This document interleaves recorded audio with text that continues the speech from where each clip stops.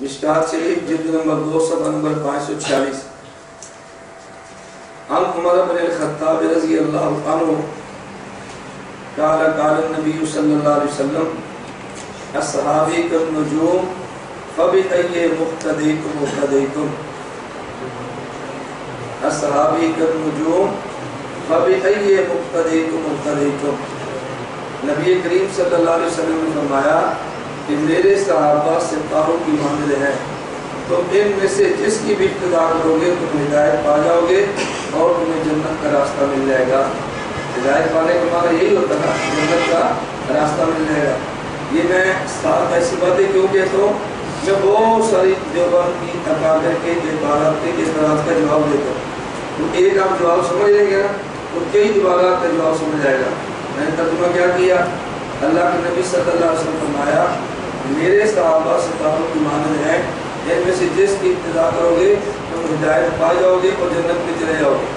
یہ اور جنت میں چلے جاؤ گے لکھا ہوا نہیں ہے، لیکن ہدایت پانے کا معنی کیا ہوتا ہے؟ ہدایت پائے گے تو کہاں جاؤ گے؟ جنت میں.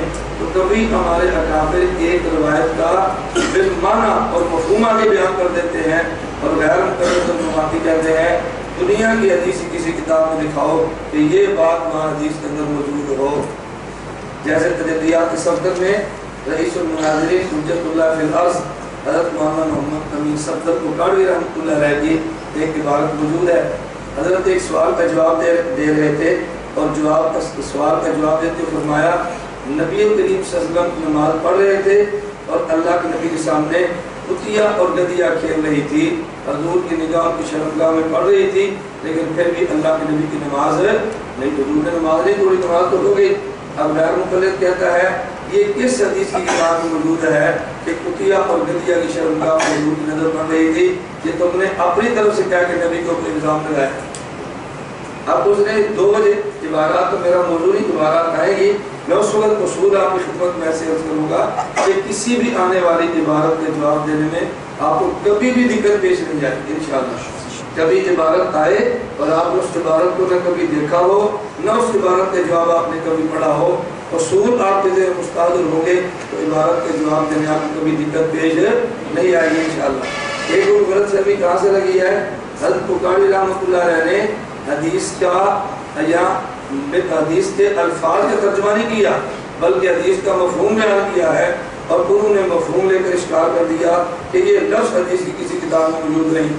اب دیکھیں جب آگے گدیا اور کتیا کھیل رہی ہے یہ پتہ چل رہا ہے کہ گدیا اور کتیا ہے. جب بندہ گدیا اور کتیا کو دیکھتا ہے تو ان کی شرمگاہ کو چھپی ہوتی ہے یا کھلی ہوتی ہے؟ گدی کی شرمگاہ چھپی ہوتی ہے کھلی ہوتی ہے؟ تو جس طرح گدی کی دم کھلی ہے گدی کی شرمگاہ بھی کھلی ہے تو دم نظر آئے گی تو یہ بھی نظر آتی ہے. اب یہ ایسی بات ہے جو بدیہی سی چیز ہے تو یہ حدیث کے الفاظ نہیں تھے بلکہ کوکاڑوی نے مفہوم بیان فرمایا ہے کہ منظر اس کا یہ تھا لیکن نبی پاک صلی اللہ علیہ وسلم نماز پڑھ رہے تھے. اچھا دوسری وجہ غیر مقلدین نے اعتراض کیوں کیا ہے؟ وہ کم کر یہ سمجھتے ہیں کہ شاید جانور کی شرمگاہ پہ اور کتیا اور گدیا جانور کی شرمگاہ پہ نظر پڑ جانا شاید شریعت کے خلاف. وہ کیا سمجھتے ہیں؟ شاید یہ شریعت کے خلاف ہے. جو محل شہوت حصہ ہے اللہ رب العزت اس کو صدر قرار دیتے ہیں اور جو محل شہوت نہیں ہے اللہ اس کو صدر قرار نہیں دیتے. آپ انسان کا عام مرد کا جسم دیکھ لینا جو محل شہوت نہیں ہے اللہ نے تو اس جگہ کچھ اللہ نے اس کو صدر قرار نہیں دیا. اور عورت کا پورا بدن ایسا ہے اس کے دیکھ کر جو خواہش پیدا ہوتی ہے اللہ نے عورت کے پورے بدن کو صدر قرار دے دیا. میری بات سمجھ آ رہی؟ اچھا آپ بتاؤ یہ جو جانور ہے نہ جانور کی شہوت پوری ہوتی ہے نہ جانور کو دیکھ کے شہوت آتی ہے. بدلتے کہ انسان ہو وہ کون؟ جانوروں کی بات نہیں ہوتی. جانور تو جانور کو دیکھ کے کو شہوت آ جائے کی بات بنتی ہے. جانور جو ہوا ہم جانور کی بات نہیں کرتے ہم کس کی بات کرتے ہیں؟ اور گدیا اور کتیا کی شرمگاہ یہ تو محل نفرت ہے محل محبت تھوڑی ہے. اس لیے اللہ نے اس کو سطر ہی قرار نہیں دیا تو جو کہ سطر نہ ہو اس پر نظر پڑ جائے تو کوئی عیب کی بات ہے. پھر نظر ڈالی نہیں ہے نظر پڑ گئی ہے اس پر تو نظر ڈالے تو عیب نہیں تو نظر پڑ گئی تو پھر عیب کیسے ہو؟ مطلب کتیا گدیا جا رہی ہے نا تو بندہ جیسے اس کا کال دیکھ لیتا ہے ایسے شرمگاہ کی نظر پڑ جاتی ہے تو یہ گناہ ہوتا ہے. میں گزارش کر رہا ہوں، اس لیے میں نے کہا تھا کہ اشرح لی صدری، جب بندے کو اپنی بات ہی سمجھ رہا ہے تو بندے اس کے جوابات کیسے دیں گے؟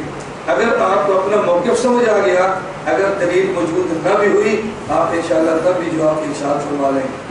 اور اگر آپ کے پاس اپنا موقف نہ کھلا تو پھر آپ کی دلیل پر اشکال ہوا تو آپ نے سمجھے شاید میری دلیل دور ہو جائے۔ کیوں؟ دلیل دینی آسان ہوتی ہے اور مد مقابل کے دلیل پہ شبہات پیدا کرنے بہت آسان ہوتے ہیں۔ دلیل دینی بہت مشکل ہے اور شبہات پیدا